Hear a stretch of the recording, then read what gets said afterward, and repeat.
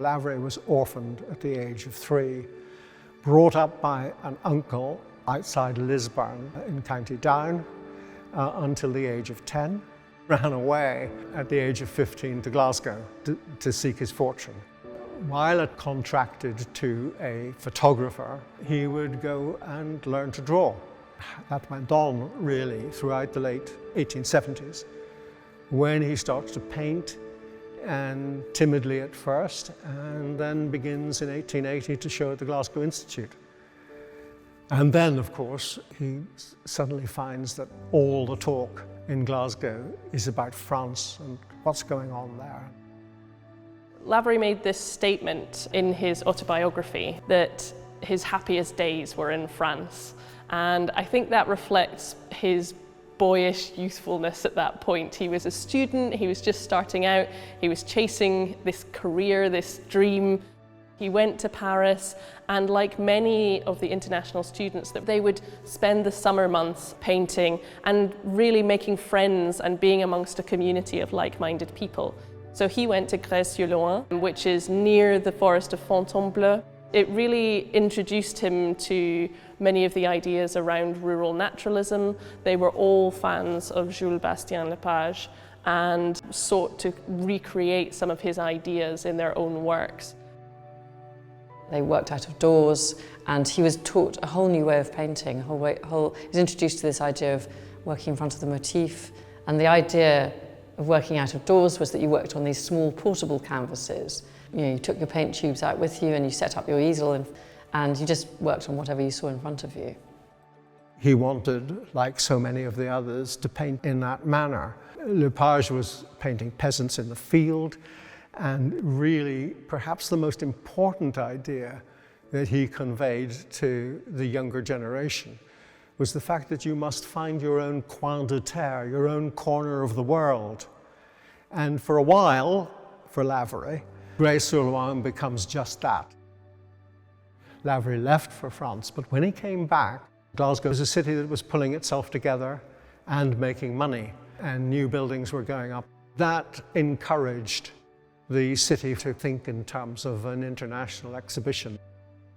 Lavery set himself up as an artist in residence, and as a result of that, the city fathers decided to commission him to paint the state visit of Queen Victoria to the Glasgow International.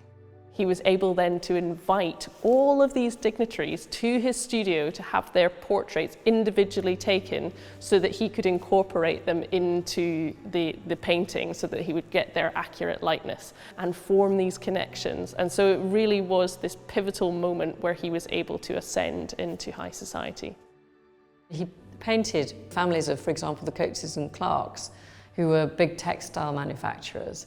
And in 1896, the Coatses and Clarks, those two companies amalgamated, and it became the biggest thread-making company in the world. So it just gives you an idea of the wealth that was being generated. And when you look at the pictures that he produced, you can see things like they're shown playing tennis, they're shown in this life of leisure playing croquet, and in the background you can often see their private yachts. So it was like another world, which we don't realize how great their lives were in those days.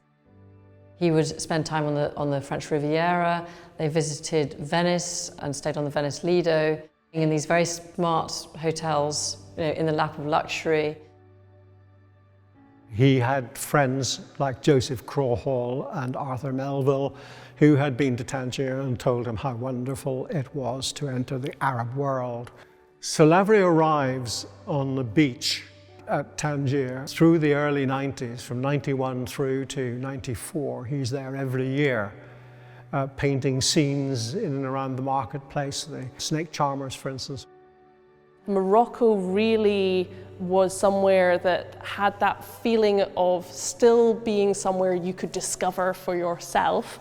When he first went, he stayed at the Hotel Continental, which is just on the beach at La Blanca. Some of his early works are from the roof of the Hotel Continental. He really enjoyed this aspect of Moroccan cities, was that you would look from the rooftops. The rooftops were where you could retreat to in the evening after the heat of the day had passed. And he loved these patchworks of shapes that you could see out. He was fascinated by light, how sunlight might play across draperies, across different fabrics, but also about really celebrating the people that were in his pictures. So they become just as active a part of the scene as the landscape or the setting in which they're painted. Lavery moved to London in 1896. Up until that point, he'd been living in Glasgow. He had just been made one of the youngest associate members of the Royal Scottish Academy, so he'd really attained a lot in Scotland. And I think he just felt that this was the natural next step. He got this amazing studio in Cromwell Place in Kensington, which was known at the time. It was a very artistic, slightly bohemian neighbourhood, perhaps more so than people expect today when they hear Kensington. There were lots of writers, thinkers, politicians, other artists that were all kind of in the same area. Lavery and Hazel were married in July 1909.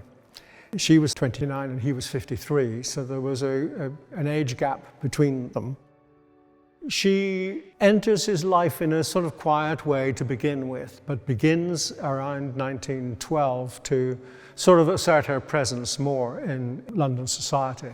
And of course it's at this point that the Hazel in black and gold that I'm standing in front of is actually painted, and she is then regarded as one of the great beauties of the day. He was appointed as an official war artist, but not until towards the end of the war, in 1917. And one of the most striking paintings that he produced actually is of a dogfight taking place just literally above the studio. He worked in the London hospital and he made 3 paintings of wounded soldiers. This was in 1915, so at the beginning of the war. He was the first artist to really address the impact of the war in this way, and exhibited this painting at the Royal Academy. No one else had attempted to show the kind of the aftermath of war. I think Lavery was ambitious, but not so much in a sort of ruthless way that we would think today. You have to realize that he came from nothing. He had no money, he had no background. He had to earn money. From day one, he had to make this work. There was no going back. There was no shilly-shallying about it. He had to be successful. He was somebody who could capture the spirit of the age in which he was working. And he did travel extensively. And I still find it amazing that this 80-year-old man went across the Atlantic and then across America to California, to Hollywood. And he did live a long life, and during that time there were seismic changes. First World War was really fundamental and shifted how things were done. You had the coming of automobiles, and he really showed that devotion to always being ready to capture what was in front of him, to record the scene.